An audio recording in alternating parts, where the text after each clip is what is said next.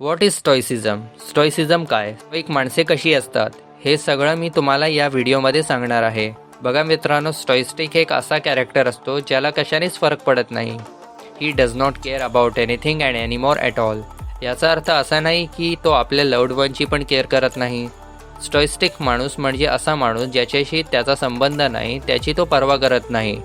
For example, एक असा माणूस होता ज्यावर कोर्टाने फॉल्स ॲक्युजेशन लावलेले. आता तो असा माणूस ज्याने काही केलं नाही तरी पण त्याला कोर्टाने 40 वर्षांपर्यंत जेलमध्ये ठेवलं आणि तोपर्यंत फक्त केसच चालू होतं. म्हणजे त्याने काही न करूनसुद्धा त्याला 40 वर्षांपर्यंत जेलमध्ये ठेवलं आणि एंडमध्ये त्याने तो केस जिंकलं.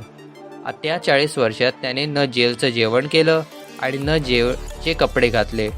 त्याने तेच कपडे घातले जे त्याच्या घरून पाठवले जात होते आणि जेवणसुद्धा घरून पाठवलं जात होतं.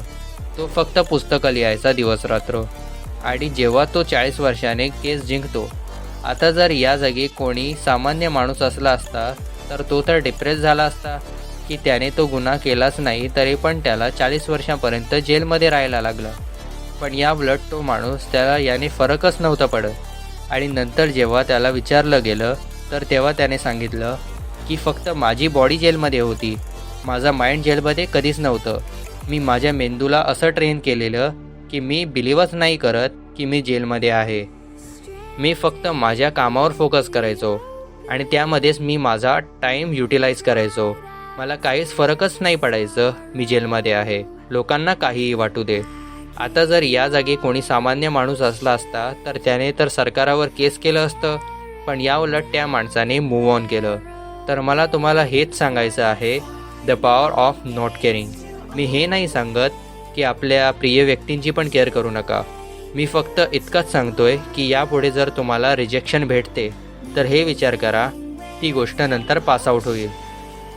पण मेन थिंग आहे पीस ऑफ माइंड. कारण होऊ शकतो हे आयुष्य तुम्हाला एकदाच मिळेल. नंतर नेक्स्ट टाईम समजा तुम्ही नापास होता तर ठीक आहे, माना की तुमच्याकडून चूक झाली, पण 5 मिनिटांनी विसरून जा. विसरायचं कसं?